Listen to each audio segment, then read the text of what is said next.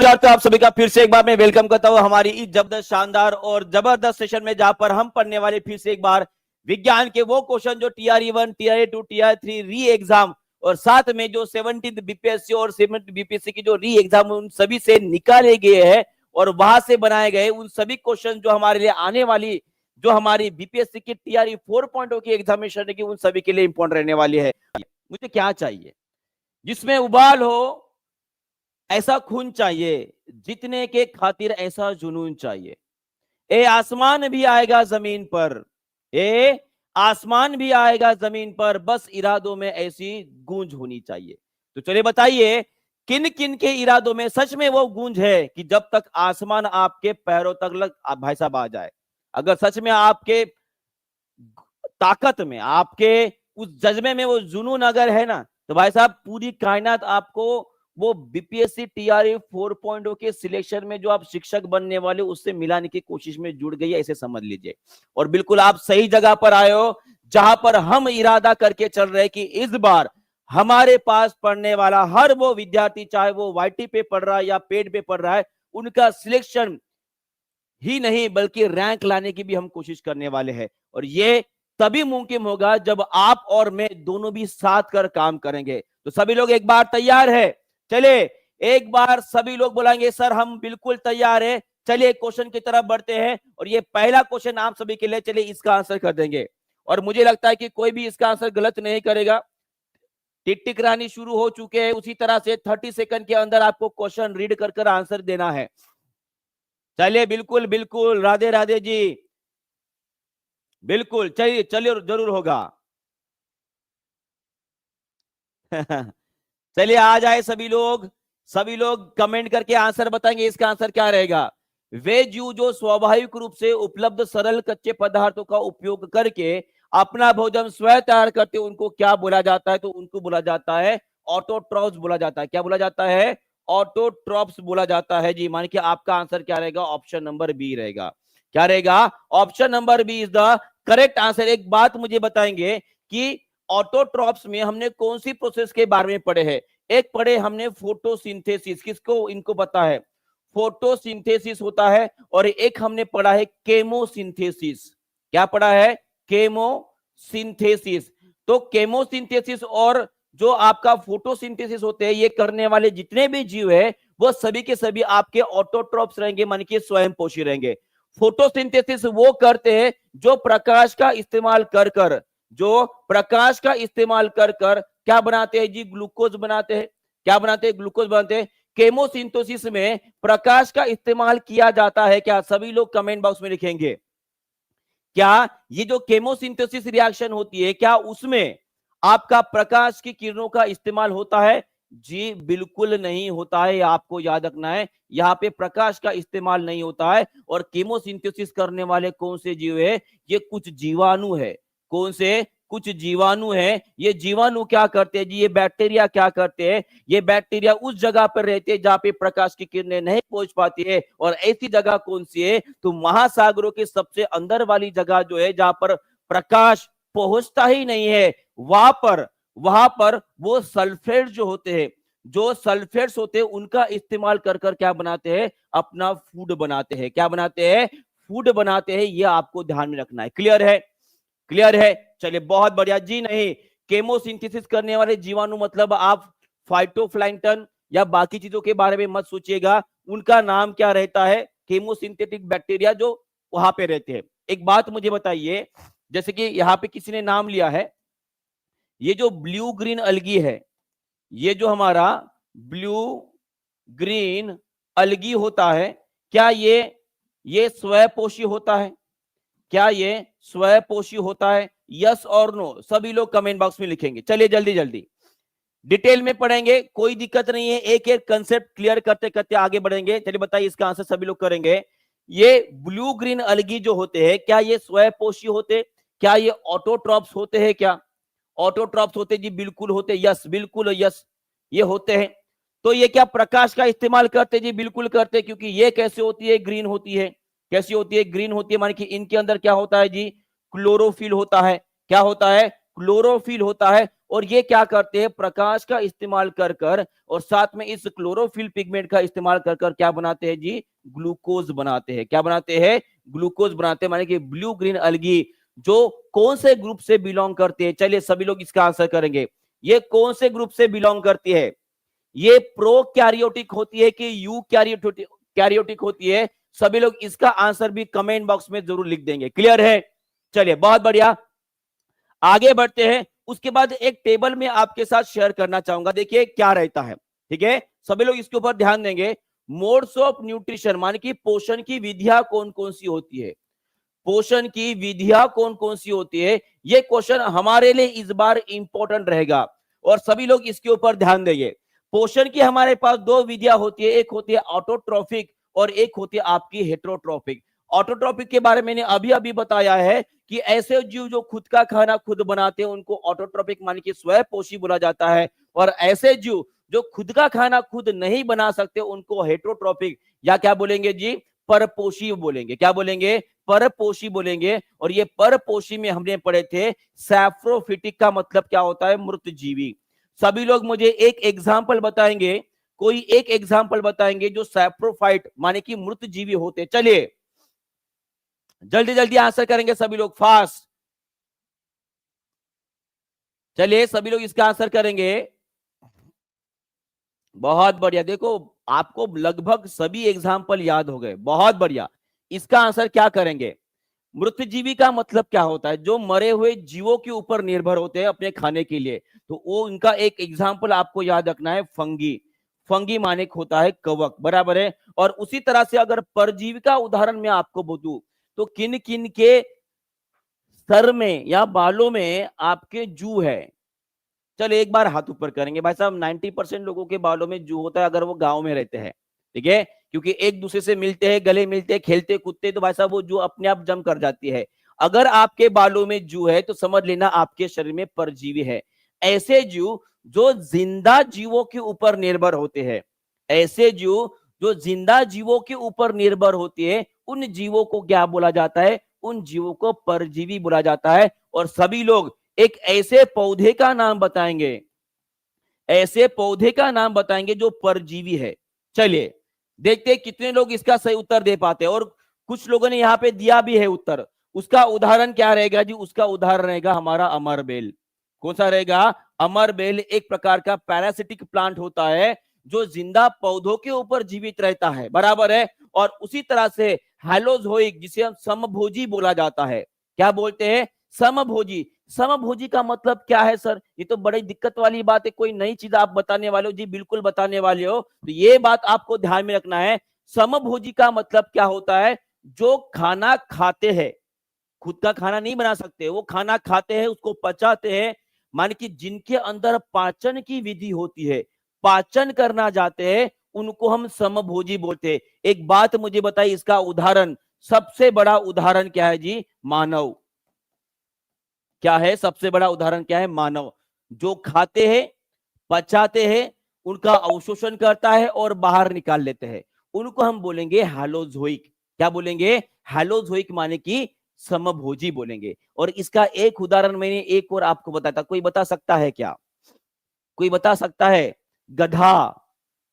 गधा भी होलोजोइक होता है, घोड़ा भी होलोजोइक होता है, हाथी भी होलोजोइक होता है। और उसी तरह से एक और बात आपको ध्यान में रखना है, इसमें एक और उदाहरण आपको याद रखना है, वो है आपका अमीबा। चलिए सभी लोग कमेंट बॉक्स में लिखेंगे, ये जो अमीबा है इसके अंदर कितनी पाचन कर डाइजेशन की स्टेजेस होती है, 5 स्टेजेस होती है, कल मैंने आपको बताया था।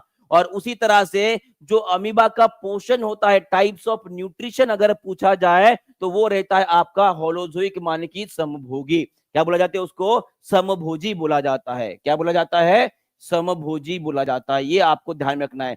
उसी तरह से सभी लोग कमेंट बॉक्स में लिखेंगे, अगर मैंने आपको पैरामीशियम के बारे में बताया, अगर मैं पैरामीशियम के बारे में आपको एग्जाम में पूछा जाता है तो इसके अंदर कौन से टाइप का न्यूट्रिशन रहेगा, चलिए बताएंगे सभी लोग, कौन सा रहेगा जी, वो रहेगा आपका होलोजोइक न्यूट्रिशन रहेगा। ओके क्लियर है, चलिए बहुत बढ़िया, आगे बढ़ेंगे। और उसी तरह से नेक्स्ट क्वेश्चन आप सभी के लिए, चलिए इसका भी आंसर कर देंगे। टिक टिक रानी शुरू हो चुकी है। 30 सेकंड के अंदर आपको आंसर देना है। आंसर क्वेश्चन पढ़िए और आंसर कीजिए एकदम करेक्ट तरीके से। चलिए बताइए, निम्नलिखित में से कौन अमीबा में पोषण की प्रक्रिया को सबसे अच्छे से वर्णित करता है? Which of the following best describe the steps of nutrition in amoeba? पूछा गया है, कल ही मैंने इसके बारे में आपको बताया था। और कोई भी गलत नहीं करेगा, जो गलत करेगा वो क्या बनेगा? जो गलत करेगा वो क्या बनेगा भाई साहब? उसे आज हम मुर्गी बनाएंगे, उसे हम क्या बोलेंगे? आज मुर्गी बनाएंगे, ठीक है। तो इसका आंसर क्या रहेगा? ऑप्शन नंबर ए क्या रहेगा? इंजेशन, डाइजेशन, एब्जॉर्प्शन, एसिमिलेशन और इजेशन। क्लियर है? ये 5 स्टेजेस जो है आपके अमीबा के अंदर पाए जाते हैं और साथ में पैरामीशियम के अंदर भी पाए जाते हैं। क्लियर है? चलिए आगे बढ़ते हैं नेक्स्ट क्वेश्चन की तरफ। सभी लोग इसका भी आंसर कर देंगे। टिक टिक रानी शुरू हो चुकी है। चलिए इसका आंसर क्या रहेगा? ये क्वेश्चन आप सभी के लिए इंपॉर्टेंट रहने वाला है, ठीक है।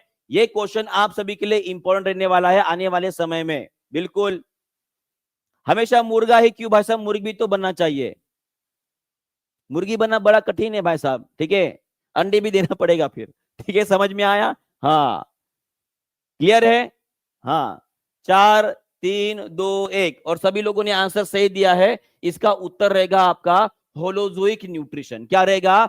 होलोजोइक न्यूट्रिशन, माने कि समभोजी पोषण जो होता है वो इसका सही उत्तर रहेगा। क्लियर है? चलिए नेक्स्ट क्वेश्चन की तरफ बढ़ते हैं। नेक्स्ट क्वेश्चन आप सभी को बताइए इसका आंसर क्या रहेगा? फास्ट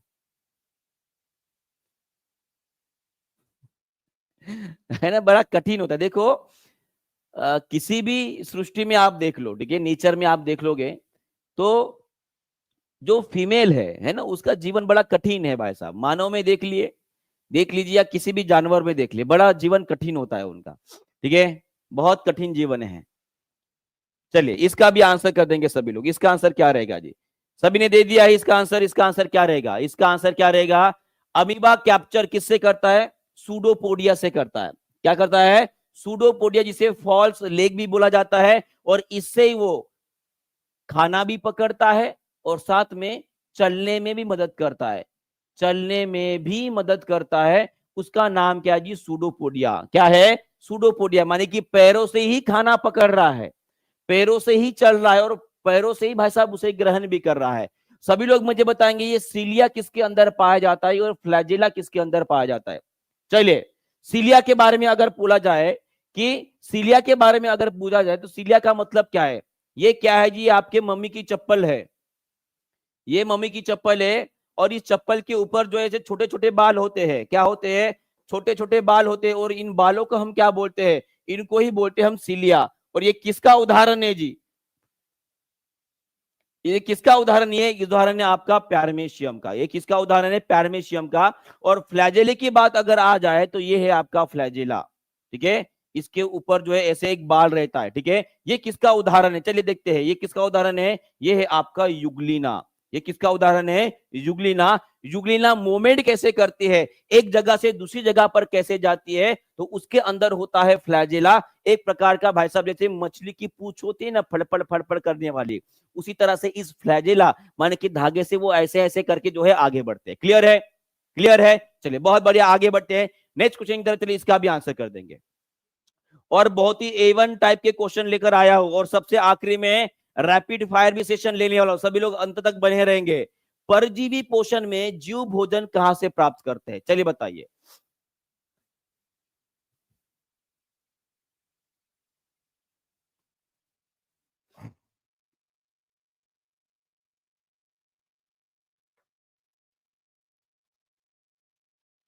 चलिए इसका answer parasitic nutrition, the organism obtain the food from.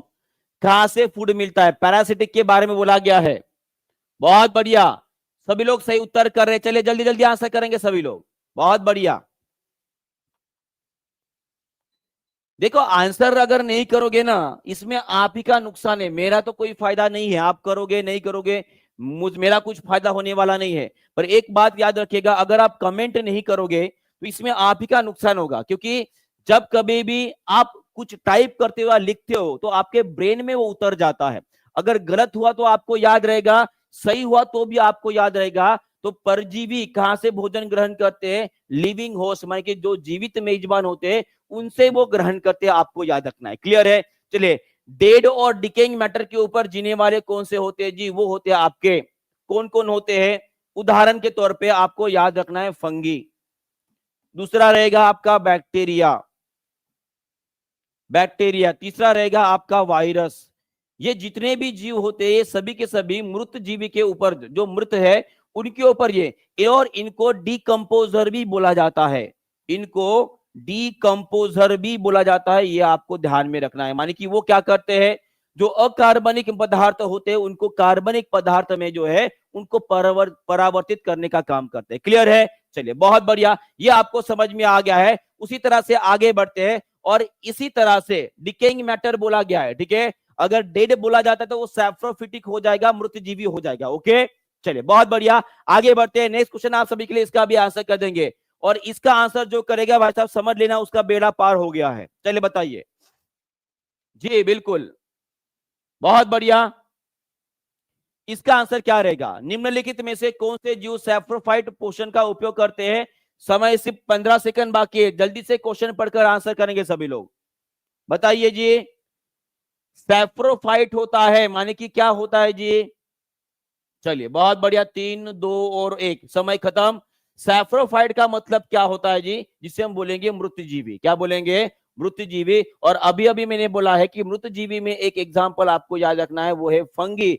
Fungi माने कि कवक, और कवक में कौन सा उदाहरण आएगा आपका? वो आएगा आपका मशरूम का। किसका आएगा? मशरूम का। एक और उदाहरण मैंने आपको बताया है, ये टैप फॉर्म के अंदर जो पोषण की विधि होती है वो कौन से प्रकार की होती है? सभी लोग कमेंट बॉक्स में लिखेंगे। ऐसे बोला जाता है कि छोटे बच्चों के अंदर जो है पेट में कीड़े होते हैं। कितने लोगों ने ये बात सुनी है ना? देखो, अगर कोई नया बेबी हो गया है, लगभग 6-7 महीने का है, और भाई साहब वो रात में बहुत ज्यादा रो रहा है, तो अक्सर बोला जाता है कि इसके पेट में कीड़े हो गए। पेट में कीड़े का मतलब क्या है? वो टैपवॉर्म्स होते हैं। क्या होते हैं? टैपवॉर्म होते हैं। और इनका कैसे होता है जी? ये पैरासिटिक होते हैं। कैसे होते हैं? पैरासिटिक होते हैं, माने कि ये मृत जीवों के ऊपर निर्भर होते हैं। ये आपको ध्यान में रखना है। क्लियर है? क्लियर है? और उसी तरह से सभी लोग एक बार रिवाइज करेंगे कि अमीबा के अंदर कौन से प्रकार का पोषण का विधि होता है? तो वो होता है समभोगी। क्या होता है? समभोजी बोला जाता है, या इसे बोलेंगे हम होलोजोइक न्यूट्रिशन। क्या बोलेंगे? होलोजोइक न्यूट्रिशन बोलते हैं। क्लियर है? चलिए बहुत बढ़िया, आगे बढ़ते हैं। नेक्स्ट क्वेश्चन आप सभी के लिए, और ये क्वेश्चन आपके एनसीईआरटी से लिया गया क्वेश्चन है।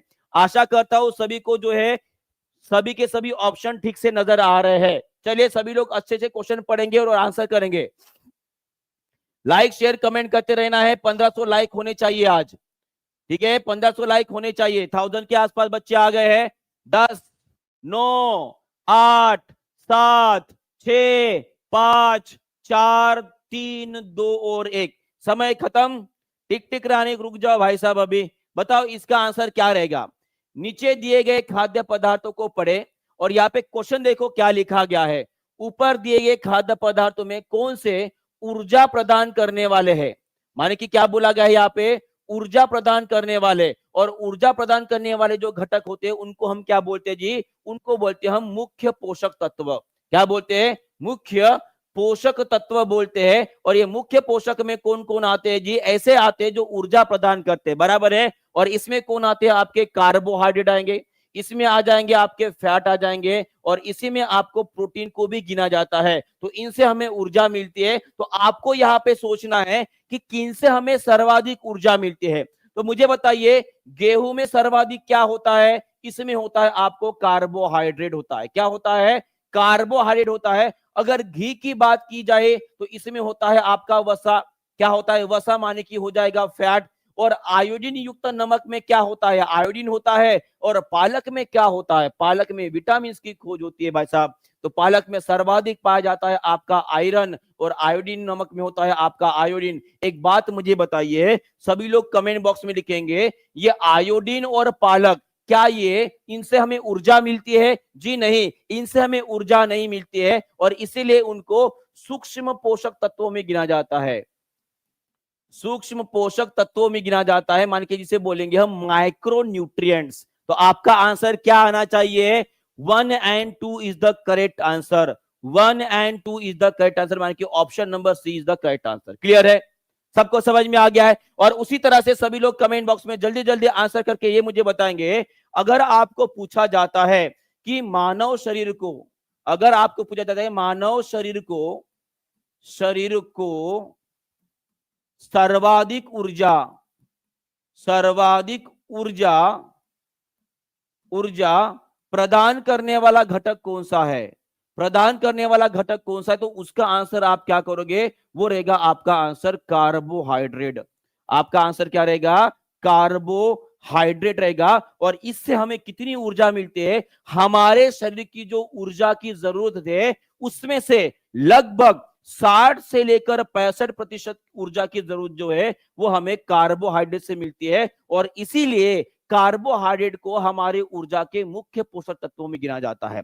और उसी तरह से अगर आपको पूछा जाता है कि 1 ग्राम से सर्वाधिक ऊर्जा किससे प्राप्त होती है, सर्वाधिक ऊर्जा देने वाला घटक कौन सा है, तो उसका आंसर क्या रहेगा जी, उसका आंसर रहेगा आपका वसा, मान के जिसे बोलेंगे हम फैट। क्यों बोलेंगे, अगर मैं आपको बात बताऊं, अगर किसी ने पूछा कि 1 ग्राम कार्बोहाइड्रेट से कितनी ऊर्जा मिलती है, तो 4 किलो कैलोरी पर ग्राम इतनी ऊर्जा मिलती है। अगर आपको पूछा जाता है कि प्रोटीन से हमें कितनी ऊर्जा मिलती है, तो वो भी आपकी 4 किलो कैलोरी, और वसा से कितनी मिलेगी, वो मिलेगी 9 किलो कैलोरी पर ग्राम, इतनी ऊर्जा मिलती है। सबको पता है, ये सबको याद आ गया है? चलिए बहुत बहुत बढ़िया। और सभी लोग मुझे बताएंगे, सभी लोग मुझे ये भी बताएंगे कि ऐसा कौन सा विटामिन है, चलिए देखते हैं कितने लोग इसका सही उत्तर करते हैं।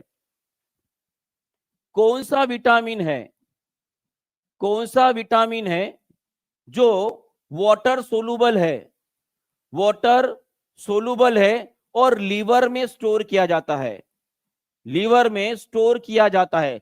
सभी लोग इस क्वेश्चन का आंसर करेंगे, देखते हैं कितने लोगों को याद आएगा। चलिए फास्ट, क्या पूछा मैंने, ऐसा कौन सा विटामिन है जो वाटर सोलुबल है, माने कि पानी में घुलनशील है और लीवर में स्टोर किया जाता है, उसका नाम क्या है जी, बहुत बढ़िया, उसका नाम है विटामिन B12। कितने लोगों ने सही उत्तर किया जी? और इसका केमिकल नेम क्या है जी, इसको बोला जाता है साइकोकोबैलामाइन, साइकोकोबैलामाइन बोला जाता है। और इसमें कौन सा धातु पाया जाता है, कोबाल्ट नाम का धातु पाया जाता है, ये आपको ध्यान में रखना है। और उसी तरह से ये B12 हमारे शरीर के लिए बहुत ही ज्यादा जरूरत होती है। अगर इसकी कमी हो गई तो कौन सा डिसीज होता है, इसकी अगर कमी हो गई तो आपको एनीमिया हो जाएगा। क्या हो जाएगा, एनीमिया हो जाएगा। और एनीमिया किसके वजह से होती है जी, साथ में आपको ध्यान में रखना है, क्यों, क्योंकि B12 जो होता है वो आपको आरबीसी बनाने में मदद करता है। और उसी तरह से एनीमिया अगर पूछा जाए कि कौन से खनिज तत्व के कमी के वजह से होती है, कौन से खनिज के कमी के वजह से होती है, तो उसका आंसर आपका क्या रहेगा, उसका आंसर रहेगा आपका आयरन, माने की लोहा, आयरन माने की क्या रहेगा, लोहा रहेगा। क्लियर है, इतनी बातें समझ में आ गई है? चलिए बहुत बढ़िया, आगे बढ़ते हैं। नेक्स्ट क्वेश्चन, फिर से ये क्वेश्चन आपके एनसीईआरटी से लिया गया है। यहाँ पे आप देख भी रहे हो कि यहाँ पे एनसीईआरटी पब्लिकेशन लिखा हुआ है। चलिए इसका भी आंसर कर देंगे सभी लोग, इसका आंसर क्या रहेगा, फास्ट, बिल्कुल A1 क्लास के क्वेश्चन लाए आज, है ना, इसलिए बोल रहा हूं कि आज का टारगेट हमारा 1500 लाइक के ऊपर होना चाहिए, ठीक है? तो जितने बच्चे भी लाइव आ चुके हैं सभी लोग एक बार लाइक कर देंगे।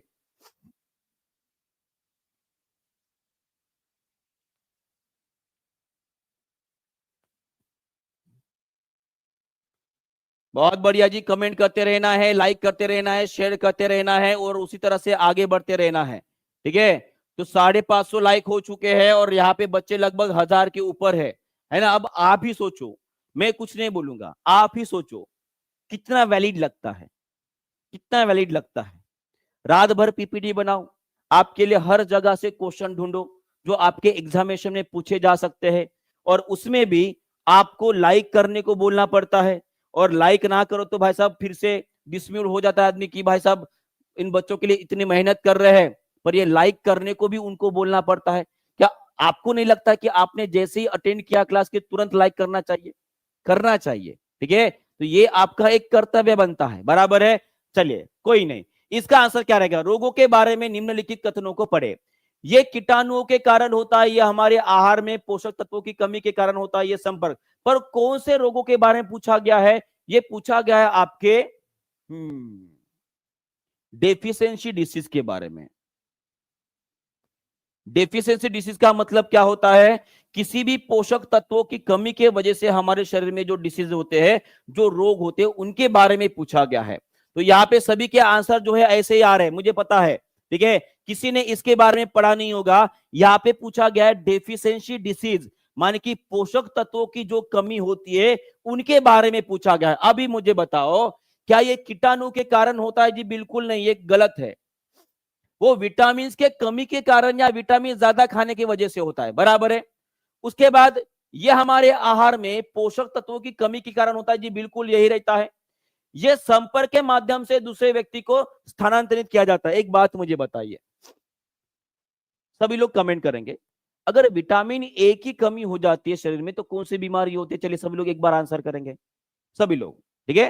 हाँ, ये बोल रहा है कि संपर्क में आने के बाद ये फैलता है। एक बात मुझे बताइए, विटामिन ए की अगर कमी हो गई तो आपके शरीर में कौन सी बीमारी होती है? आपको रतौंधी हो जाती है। हमने पढ़े हैं, क्या हो जाती है? रतौंधी हो जाती है। और आपने कभी ऐसे सुना है कि मुझे रतौंधी है तो मैं घर को गया और जैसे मैंने मैडम को आई लव यू बोल दिया, भाई साहब क्या बोल दिया? आई लव यू बोल दिया, ठीक है। और जैसे ही बोल दिया कि मैम को भी जो है भाई साहब वो रतौंधी हो गई, बच्चे को भी रतौंधी हो गई, मम्मी को भी रतौंधी हो गई, पूरे घर वालों को रतौंधी हो गई। क्या भी सुना है ऐसे? है नहीं होता है। माने कि ये संपर्क से नहीं फैलता है, माने कि ये भी आपका गलत रहेगा। तो इन्हें संतुलित आहार लेने से रोका है ना।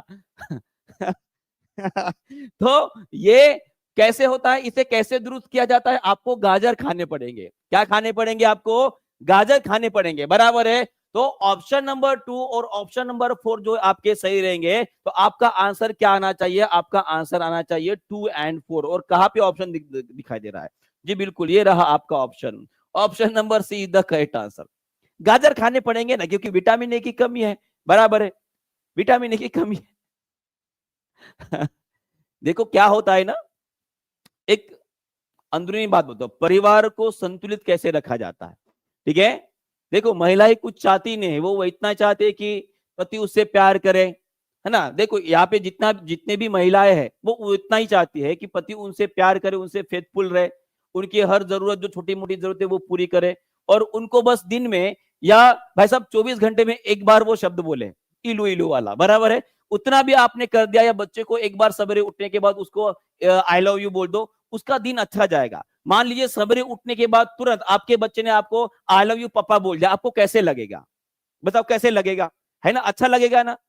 यही है प्यार, ठीक है। मम्मी को बोला करो। देखो आई लव यू का मतलब जो है हर कोई कोई अलग अलग निकालता है, पर देखो असली मतलब क्या है? आप सीडीपी पढ़ने वाले स्टूडेंट हो, आपने पढ़ा होगा, ठीक है। मम्मी को बोल के देखो, मम्मी को बोलो मम्मी आई लव यू, है ना, अच्छा लगेगा उनको। पापा को बोल के देखो, पापा तो भाई साहब दिन भर वो सोचते रहेंगे कि मेरे लड़के ने मुझे आज आई लव यू कैसे बोला, क्यों बोला होगा, वो दिन भर सोचते रहेंगे। यही है संबंध, ऐसे टिके जाते हैं, ठीक है। वो आपने मुन्ना भाई एमबीबीएस वाला पिक्चर देखा होगा, है ना, वो जादू की झप्पी वाला, ठीक है। बस वही सही है, जादू जादू वाले शब्द है, बोल दो आगे वाला पिघल जाता है। होगा कि नहीं होगा? होगा ना, बिल्कुल होगा, ठीक है। तो ध्यान रखिएगा, ठीक है, ध्यान रखिएगा इसके बारे में।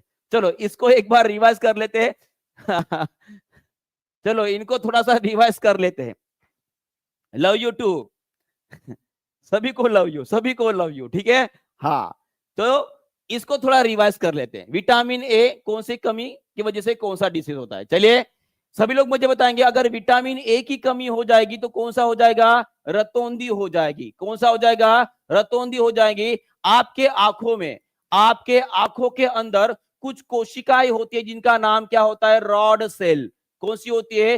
रॉड सेल्स होते हैं, वो काम करना बंद कर देंगे और इसमें बनने वाला एक पिगमेंट होता है जिसका नाम है रोडोप्सिन। क्या होता है?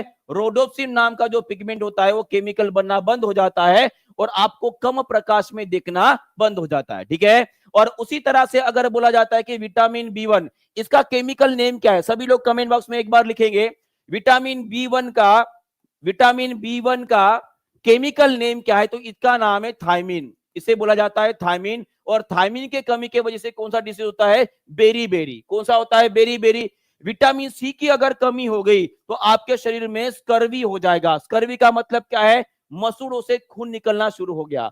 और उसी तरह से विटामिन डी की अगर बात करूंगा, विटामिन डी जो एकमात्र ऐसा विटामिन है जो सूरज की मदद से हमारी स्किन माने कि हमारी त्वचा बनाती है। और ये विटामिन की अगर कमी हो गई तो आपके शरीर में कैल्शियम का एब्जॉर्प्शन कम हो जाएगा, कैल्शियम का अवशोषण कम हो जाता है। और अवशोषण अगर कम हो गया तो उसके वजह से रिकेट नाम की बीमारी हो जाती है। किनको होती है? ये होती है आपकी छोटे बच्चों में देखने को मिलते हैं। कौन से? छोटे बच्चों में दिखने के मिलते हैं। उसके बाद अगर कैल्शियम की बात करूंगा तो वही आपके हड्डियां कमजोर हो जाएंगी। अगर आयोडीन की कमी हो गई तो इससे गॉइटर हो जाएगा। सभी लोग मुझे बताएंगे आयोडीन की कमी के वजह से कौन सा हार्मोन हमारे शरीर में नहीं बनता है। उस हार्मोन का नाम सभी लोग कमेंट बॉक्स में लिखेंगे। उस हार्मोन का नाम सभी लोग कमेंट बॉक्स में लिखेंगे। और आयरन की कमी हो गई तो एनीमिया नाम का डिसीज होता है। बराबर है? क्लियर है? चलिए, बहुत बहुत बढ़िया जी, सभी लोगों ने बिल्कुल सही बोला है। वो हार्मोन का नाम क्या है जी? उसे बोला जाता है थायरोक्सिन हार्मोन। बहुत बढ़िया। चलिए आगे बढ़ते हैं। और उसी तरह से ये आप सभी के लिए मोस्ट इंपॉर्टेंट है, ये सभी के लिए मोस्ट इंपॉर्टेंट है। इसे भाई साहब 5 स्टार लगा के रख दो, इसके ऊपर क्वेश्चन आने के चांसेस बहुत ज्यादा है। ठीक है? अगर आपको पूछा जाता है कि प्रोटीन की अगर हमारे शरीर में कमी हो गई तो कौन सा डिसीज होता है? प्रोटीन की अगर कमी हो गई तो ये होता है आपका क्वाशियोरकर। कौन सा होता है? क्वाशियोरकर। सभी लोग कमेंट बॉक्स में लिखेंगे जी, क्वाशियोरकर। यार सर इसमें क्या होता है? इसमें क्या होता है? जैसे कि हम प्रोटीन को क्या बोलते हैं? ये प्रोटीन को हम क्या बोलते हैं? इसे बॉडी बिल्डिंग विटामिन बोला जाता है। बराबर है? बॉडी बिल्डिंग है। बॉडी बिल्डिंग का मतलब क्या है? जो हमारी कोशिकाएं बनती है, ठीक है, विभिन्न नई संरचनाएं होती है, उनको बनाने में प्रोटीन की मदद ली जाती है। पर आपके शरीर में अगर प्रोटीन की ही कमी हो गई तो आपकी हाइट नहीं बढ़ेगी, आपका पेट ऐसा बाहर निकल आ जाएगा, है ना, वो निकल आ जाएगा। और आपके हाथ और पैर जो है ऐसे दुबले दुबले हो जाएंगे। बराबर है? और इस बीमारी को क्या बोला जाता है? क्वाशियोरकर बोला जाता है। पर वही अगर आपके शरीर में प्रोटीन की भी कमी है और साथ में ऊर्जा की भी अगर कमी हो गई तो उस टाइम पे आपको हो जाता है मेरास्मस हो जाता है, जिसे हम सूखा रोग बोलते हैं। क्या बोलते हैं? सूखा रोग। और ये बीमारी का नाम भी ऐसा रखा है कि किसी इंसान को मान लीजिए कड़कती धूप में मान लीजिए 1 महीने के लिए टांग कर अगर सुखा दिए तो जैसे इंसान की हड्डियां पसलियां निकल जाएगी ना, उस तरह से इंसान हो जाता है। और इसी को क्या बोला जाता है? इसी को बोला जाता है आपका सूखा रोग, या इसे बोला जाता है मेरास्मस बोला जाता है। क्या बोला जाता है? मेरास्मस। और सभी लोग एक बार कमेंट करके मुझे ये बताएंगे कि ये प्रोटीन की कमी की वजह से होने वाले ये जो डिसीजेस है, इनको कैसे कैसे निजात पाया जाए इनसे। तो आपके आपके खाने में आपका जितना भी भाई साहब आप प्रोटीन खाते हो तो लगभग 60 ग्राम या आपके बॉडी वेट का 10% ग्राम में अगर कन्वर्ट करोगे तो उतना प्रोटीन आपको डेली लगता है। मान लीजिए मैं 60 किलो का हूं, 60 केजी मेरा वेट है, तो ऑब्वियस है मुझे डेली 60 ग्राम प्रोटीन खाना है, वो मेरे शरीर की जरूरत है। अगर कोई 10 किलो का है तो उसे 10 ग्राम डेली प्रोटीन खाना चाहिए। कोई अगर 100 किलो का है तो उसे कम से कम 100 ग्राम डेली प्रोटीन खाना ही पड़ेगा। ठीक है? ये है जरूरत हमारे शरीर की मिनिमम रिक्वायरमेंट। उससे अगर कम हो गया तो भाई साहब फिर गए काम से। ठीक है? क्लियर है? चलिए आगे बढ़ते हैं। और ये एक बड़ा सा टेबल है जो मैंने एनसीईआरटी के ऊपर से बनाया है। सभी लोग मैं से उसमें कोई भी ऑप्शन वगैरह देने वाला नहीं हूं। सभी लोग एक एक करके आंसर बनाएंगे। ठीक है? चलिए बताएंगे। अगर नाइट ब्लाइंडनेस रतौंध की बात हो रही है तो इसमें से जोड़ियां लगाओ भाई साहब, जल्दी जल्दी, समय कम है, 15 सेकंड बाकी है। चलिए जल्दी जल्दी, चलिए जोड़ियां लगाएंगे। अगर नाइट ब्लाइंडनेस की बात आ जाए तो नाइट ब्लाइंडनेस किसकी वजह से होता है? ये होता है आपके विटामिन की ए की कमी की वजह से। किसका होता है? विटामिन ए की कमी की वजह से होता है। अगर स्कर्वी की बात की जाए तो स्कर्वी किसके वजह से होता है? ये होता है आपके विटामिन सी के कमी के वजह से होती है। माने कि डी आ गया, उसके बाद ए आ गया। उसके बाद अगर रिकेट पूछा जाता है तो ये होता है आपके विटामिन डी के कमी की वजह से, माने कि एफ आ जाएगा, एफ आ जाएगा। उसके बाद अगर बोला जाता है बेरी बेरी, क्या बोला जाता है? बेरी बेरी, तो बेरी बेरी किससे हो जाता है, ये हो सकता है बी से हो जाता है, विटामिन B1, माने कि उसके बाद आ जाएगा आपका जी आ जाएगा। उसके बाद गॉइटर अगर पूछा जाता है तो गॉइटर होता है आपके किसके कमी के वजह से, ये होता है आपके आयोडीन के कमी की वजह से, तो इसके बाद आपका बी आ जाएगा। उसके बाद एनीमिया पूछा जाता है तो ये आयरन की कमी की वजह से होता है, तो यहाँ पे आ जाएगा सी। और बचा बस आखिरी का रोग क्वाशियरकर अगर पूछा जाता है तो ये प्रोटीन की कमी की वजह से होता है, माने कि आ जाएगा ई। कितने लोगों ने सही उत्तर किया, एक बार हाथ ऊपर करेंगे, मैं देखना चाहूंगा। लाइक शेयर कमेंट करते रहेंगे और आगे बढ़ते रहेंगे, और उसी तरह से हम आगे बढ़ते रहेंगे। बहुत बढ़िया।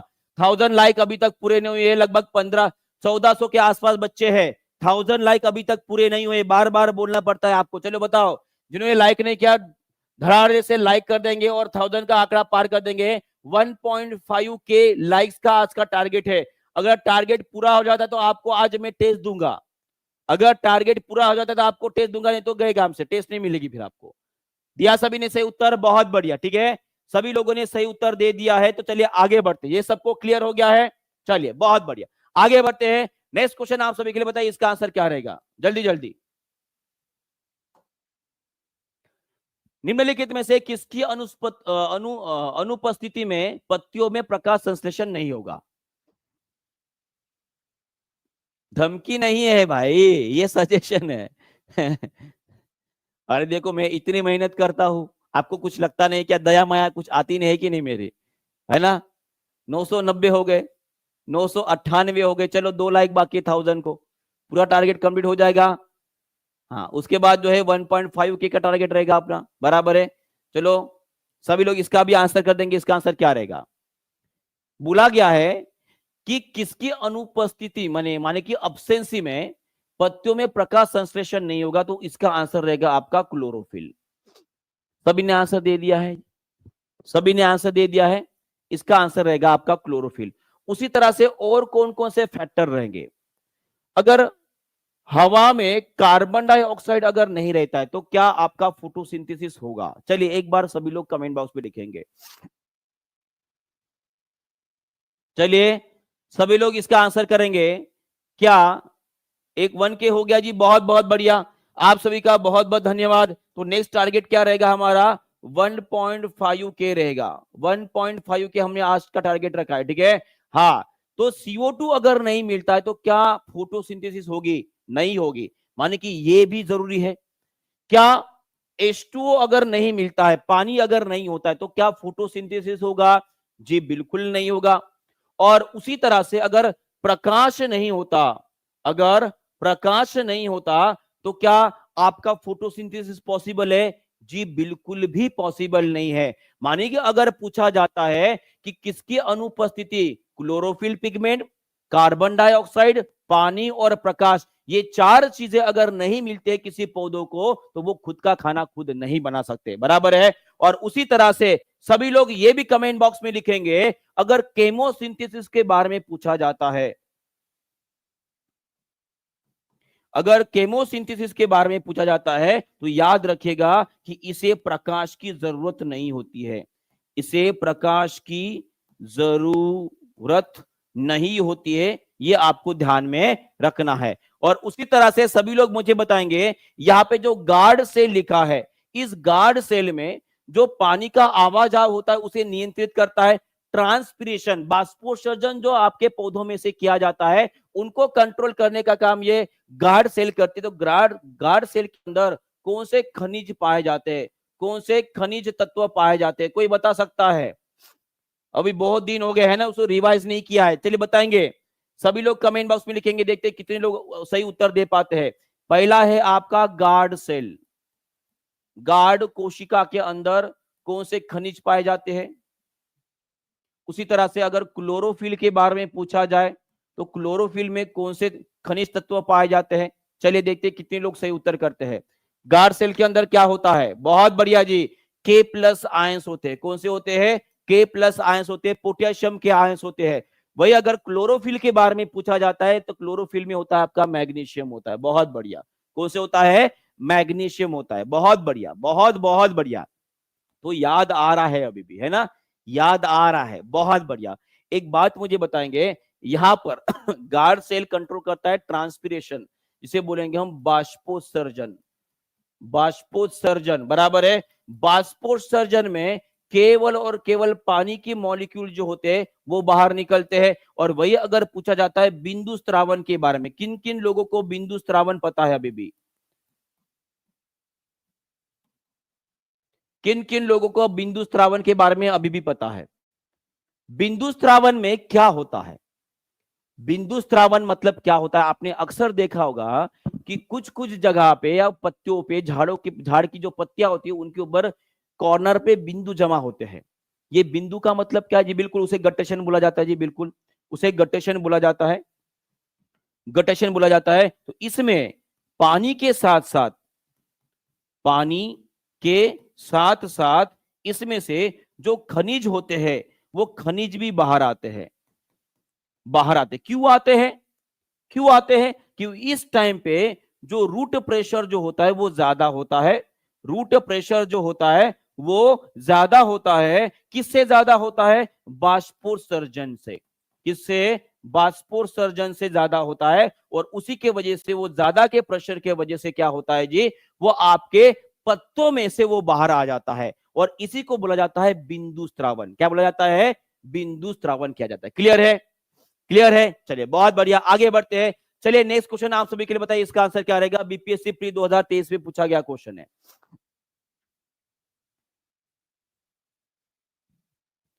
देखो साइंस की अगर मैं बात करता तो हमारे जीएस में जो लगभग 7 से 10 या 12 तक क्वेश्चन पूछ लिए जाते हैं साइंस के। और वही अगर मैं मेन पेपर की बात करूंगा तो लगभग आप सभी को पता है वहां पे 40 क्वेश्चन होते हैं। बराबर है? क्लियर है? चलिए इसका आंसर करेंगे। अरे घड़ी रानी क्यों बंद है? घड़ी रानी शुरू हो गई है। तो इसका आंसर क्या रहेगा? सभी लोगों ने से उत्तर दे दिया है कि कुचालक तरल बिजली का कुचालक है।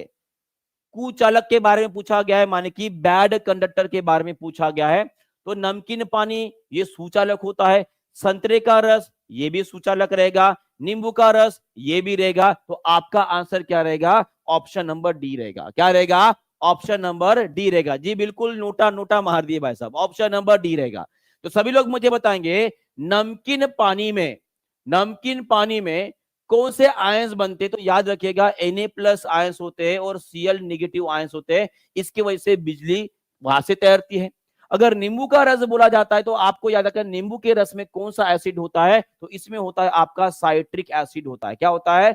साइट्रिक एसिड होता है। वही संतरे का रस अगर पूछा जाता है तो इसमें भी आपको साइट्रिक एसिड मिलेगा। और हमने ये पढ़े हैं कि अगर किसी पानी में, किसी पानी में आपने कोई भी एसिड डाल दिया या आपने पानी में कि कोई भी बेस डाल दिया तो यहां पे जो बनने वाला जो जूस होता है तो वो कैसे रहेगा जी? आपका सुचालक रहेगा। एक बात मुझे बताएंगे सभी लोग, कल मैंने इसके बारे में आप सभी को बताया था, देखते कितने लोग, शहद जो होता है, शहद जो होता है वो सुचालक होता है कि कुचालक होता है? अगर मैंने पानी में शक्कर डाल दी, अगर मैंने पानी में शक्कर डाल दी तो क्या वो सुचालक रहेगा कि कुचालक रहेगा? अगर मैंने पानी में सुक्रोज डाल दिया, सुक्रोज डाल दिया तो ये सुचालक रहेगा कि कुचालक रहेगा? उसी तरह से अगर मैंने ये ले लिया भाई साहब, क्या ले लिया? दूध ले लिया, तो दूध जो होता है वो सुचालक होता है कि कुचालक होता है? इन सभी के आंसर जो है आप कमेंट बॉक्स में जरूर लिख दीजिएगा। ठीक है? ये इन सभी के आंसर आप कमेंट बॉक्स में लिखेंगे और अच्छे से लिखेंगे। जो अच्छे से लिखेगा कल मैं उसके कमेंट दिखाऊंगा वाइटी के ऊपर। माने कि आपको कैसे लिखना है? शहद सुचालक है कि कुचालक है? पानी प्लस शक्कर सुचालक है कि कुचालक है? पानी और सुक्रोज डाल दिया तो सुचालक है कि कुचालक है? उसके बाद दूध सुचालक है कि कुचालक है? उसी तरह से यहाँ पे और एक डाल दो विनेगर, ये सुचालक रहेगा कि कुचालक रहेगा? इनको डिस्क्राइब में कल लिख लेना। मैं कल आपको कमेंट में जो लिखेगा अच्छे से उसके कमेंट में कल शो करूंगा। ठीक है? चलिए नेक्स्ट क्वेश्चन आप सभी के लिए, सभी लोग इसका भी आंसर कर देंगे। जल्दी से बताइए इसका आंसर क्या रहेगा? फास्ट, चलिए जल्दी जल्दी आंसर करेंगे। इसका आंसर क्या रहेगा? Which of the following is not positively charge? निम्नलिखित में से कौन धनावेशित नहीं है, पॉजिटिवली चार्ज नहीं होते हैं?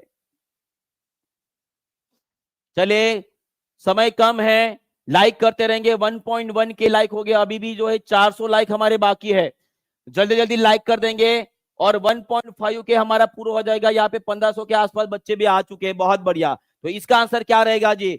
अल्फा पार्टिकल्स ये पॉजिटिवली चार्ज होते हैं, प्रोटॉन पॉजिटिवली चार्ज होते हैं, हेलियम न्यूक्लियस ये भी पॉजिटिवली चार्ज रहेगा। और उसी तरह से इलेक्ट्रॉन की अगर बात की जाए तो इलेक्ट्रॉन कैसे होता है जी? इलेक्ट्रॉन आपका नेगेटिवली चार्ज होता है। तो यहाँ पे कौन नहीं है पूछा गया है, तो इसका आंसर रहेगा आपका ऑप्शन नंबर डी। क्या रहेगा? Option number D. क्लियर है? अगर आपको पूछा जाता है, यहां पे न्यूक्लियस बोला गया है, अगर आपको हेलियम एटम के बारे में पूछा जाए तो हेलियम एटम के ऊपर कौन सा चार्ज रहेगा? प्लस माइनस, कोई चार्ज नहीं रहेगा, कोई चार्ज नहीं रहेगा, या दोनों भी चार्ज रहेंगे? देखते हैं कितने लोग सही उत्तर करते हैं। चलिए बताइए जी। हेलियम एटम, यहाँ पे न्यूक्लियस बोला गया है तो यहाँ पे मैंने प्लस चार्ज मान लिया जी, हाँ प्लस चार्ज है। पर वही अगर मैंने आपको पूछ लिया कि हेलियम का जो परमाणु है उसके ऊपर कौन सा चार्ज होता है, खा गए ना धोखा, खा गए ना धोखा भाई साहब। जब कभी भी एटम के बारे में पूछा जाए, जब कभी भी एटम के बारे में पूछा जाए, परमाणु के बारे में पूछा जाए, तो सभी लोग मुझे बताएंगे कि हेलियम के एटम में कितने प्रोटॉन और कितने इलेक्ट्रॉन होते हैं जी? कितने प्रोटॉन और कितने इलेक्ट्रॉन होते हैं? 2 प्रोटॉन होते हैं और 2 इलेक्ट्रॉन होते हैं, बराबर है? 2 प्रोटॉन और 2 इलेक्ट्रॉन होते हैं, माने कि यहाँ पे 2 प्लस चार्ज है और 2 माइनस चार्ज है, तो दोनों भी एक दूसरे को क्या कर देंगे? कैंसल कर देंगे। और ये कैसे हो जाएगा? न्यूट्रल हो जाएगा। क्या हो गया? न्यूट्रल। तो आपका आंसर क्या आएगा? इसके ऊपर कोई भी चार्ज नहीं होता। कितने लोगों ने धोखा खाया? चलो देखते कितने लोगों ने धोखा खाया है। हाँ, परमाणु अगर पूछा जाता है तो समझ लीजिए एटम न्यूट्रल रहता है। पर वही अगर न्यूक्लियस की बात की जाए तो न्यूक्लियस के अंदर प्रोटॉन रहता है, केंद्रक के अंदर प्रोटॉन रहता है ना, और उस प्रोटॉन के वजह से न्यूक्लियस के ऊपर आपको चार्ज मिलेगा। पर ओवरऑल एटम, परमाणु कैसे रहेगा? न्यूट्रल, माने कि उदासीन रहेगा। क्लियर है? चलिए बहुत बढ़िया, आगे बढ़ते हैं नेक्स्ट क्वेश्चन। और सभी लोग इसको भी ध्यान में रखेंगे कि सबसे पहले एटॉमिक स्ट्रक्चर या मॉडल पेश करने वाले वो वैज्ञानिक कौन है? वो थे हमारे जे थॉमसन। कौन थे?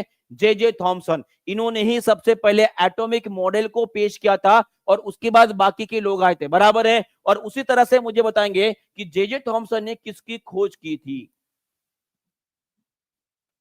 एक बार रिवाइज कर लेते सभी लोग। चलिए बताइए, जे थॉमसन ने किसकी खोज की थी? इन्होंने की थी इलेक्ट्रॉन की खोज। किसकी खोज की थी? इलेक्ट्रॉन की खोज। उसी तरह से सभी लोग मुझे बताएंगे प्रोटॉन की खोज किसने की? न्यूट्रॉन की खोज किसने की? चलिए कमेंट बॉक्स में जल्दी जल्दी, फास्ट। बहुत बढ़िया। तो प्रोटॉन की खोज किसने की?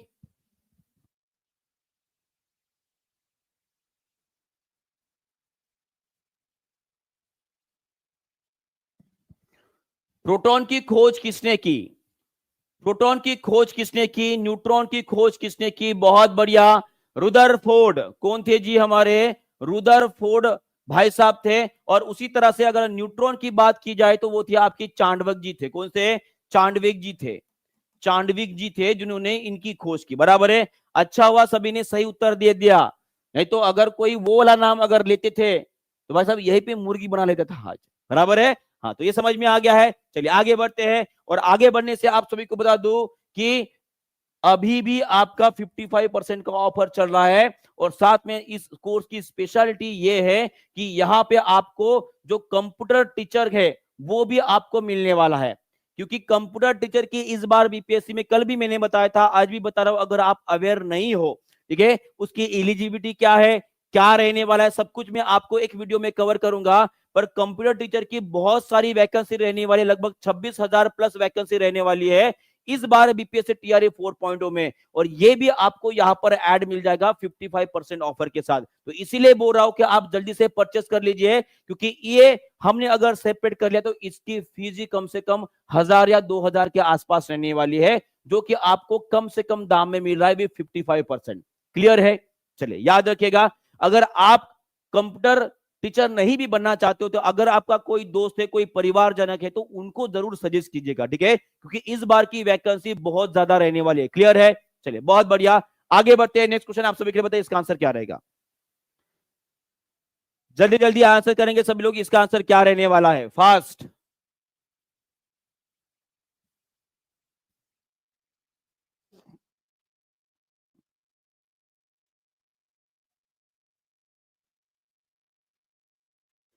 चलिए सभी लोग इसका आंसर करेंगे, इसका आंसर क्या रहेगा। बहुत बढ़िया जी। तो atomic number of an atom gives the number of which of the following. Atomic number का मतलब मैंने कल ही बताया था, नंबर की बारी आ गई तो नंबर का मतलब क्या है, तो ये प्रोटॉन के बारे में बताता है। क्या बताता है, प्रोटॉन।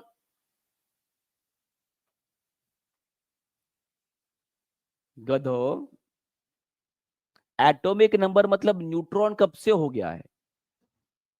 किसने बताया आपको कि एटॉमिक नंबर में न्यूट्रॉन को गिना जाता है। परमाणु संख्या बोला गया है। क्या बोला गया है, परमाणु संख्या बोला गया है, ना बल्कि परमाणु द्रव्यमान बोला जाता है। अगर आपको बोला जाता है कि एटॉमिक वेट, एटॉमिक वेट अगर बोला जाता है तो एटॉमिक वेट में हम न्यूट्रॉन प्लस प्रोटॉन दोनों को भी गिनते हैं। किसको गिनते हैं, न्यूट्रॉन प्लस प्रोटॉन दोनों को भी मिलते हैं। तो यहाँ पे आपका प्रोटॉन आ जाएगा ना, आंसर क्या आ जाएगा, प्रोटॉन आ जाएगा भाई साहब। सभी लोग मुझे बताएंगे कि इलेक्ट्रॉन को क्यों गिना नहीं जाता है एटॉमिक वेट में, क्योंकि हमने ये पढ़े हैं कि इलेक्ट्रॉन का मास बहुत कम होता है प्रोटॉन से। कितना कम होता है, सभी लोग कमेंट बॉक्स में लिखो। चलो सभी लोग कमेंट बॉक्स में लिखेंगे कि इलेक्ट्रॉन का मास प्रोटॉन से कितना गुना कम होता है, या प्रोटॉन का मास इलेक्ट्रॉन से कितना गुना बड़ा होता है। बहुत बढ़िया, 1837, बहुत बढ़िया। सबसे पहला आंसर आया रौनक जहां जी का। 1837 टाइम्स जो है वो मास कम होता है, मास मान की द्रव्यमान कम होता है, किसका, इलेक्ट्रॉन का प्रोटॉन के कंपैरिजन में। क्लियर है, क्लियर है। चलिए बहुत बहुत बढ़िया, आगे बढ़ते चले नेक्स्ट क्वेश्चन।